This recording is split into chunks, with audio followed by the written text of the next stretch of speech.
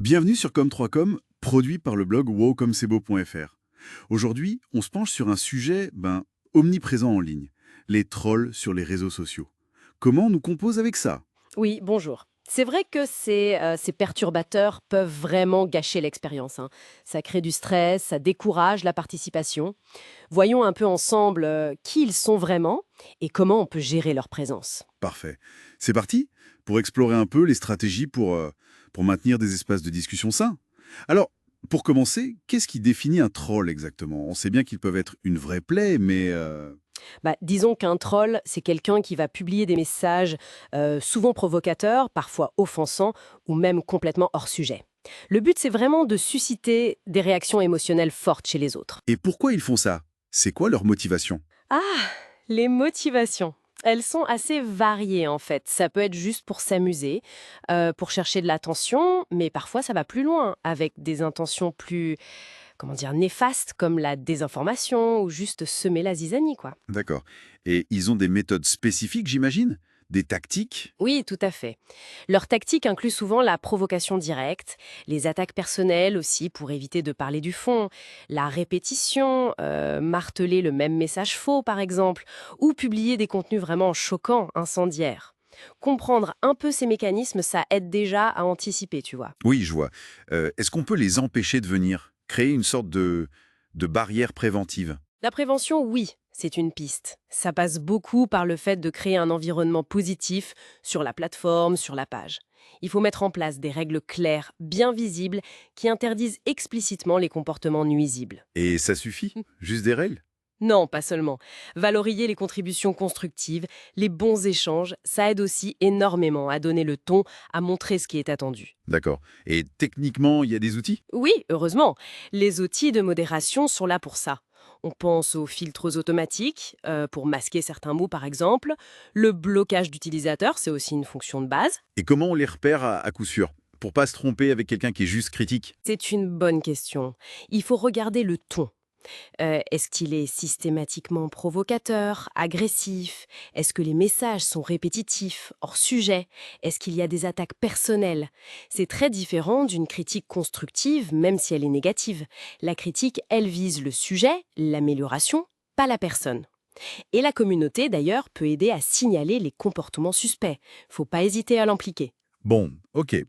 Une fois qu'on a identifié un troll, quelle est la meilleure approche? On entend souvent parler de «don't feed the troll». C'est vraiment la règle d'or, oui. Ne pas nourrir le troll. Ça veut dire quoi? Ça veut dire ne pas répondre à ses provocations. L'ignorance, c'est souvent très efficace. Ils cherchent une réaction, si on ne leur donne pas, ils se lassent et ils vont voir ailleurs. Mais c'est dur, non? Quand on voit des trucs faux ou insultants de ne rien dire. Oui, c'est vrai. L'impulsion première, c'est de répondre, de se défendre, de corriger. C'est humain.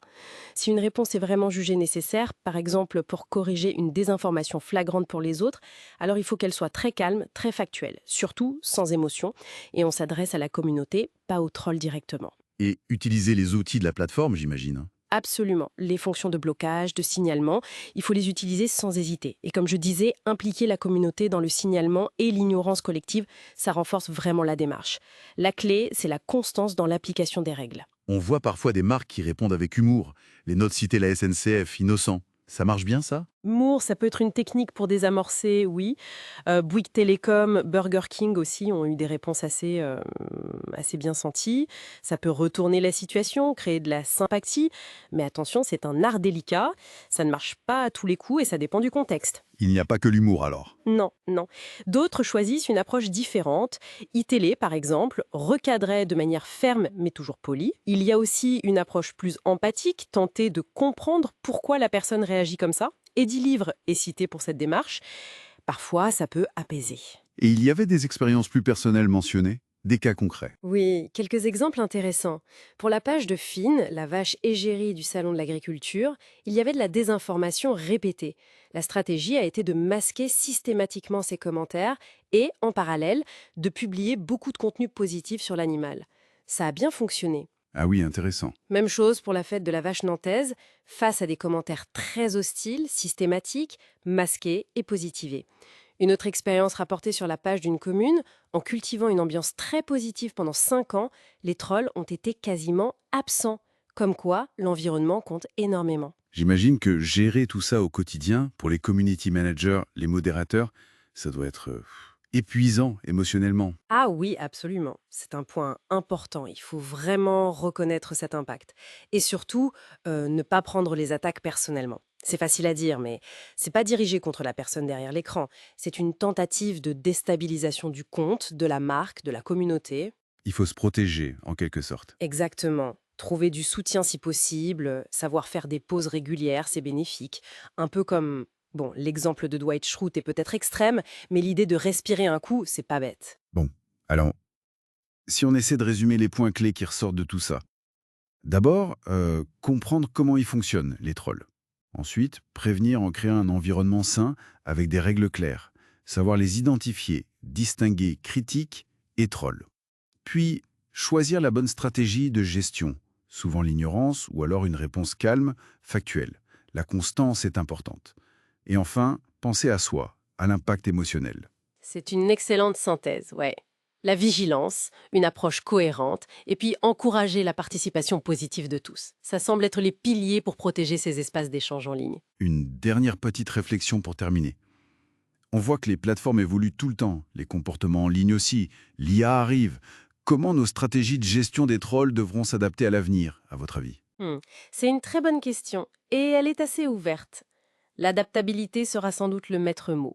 Les outils vont changer, les tactiques des trolls aussi, peut-être. Il faudra sûrement affiner la détection, peut-être plus de collaboration entre plateformes et communautés, et continuer à éduquer, toujours. La vigilance collective, je pense, restera notre meilleur atout. Merci beaucoup pour cet échange très clair. Merci à vous. Et merci de nous avoir écoutés. Rendez-vous au prochain épisode.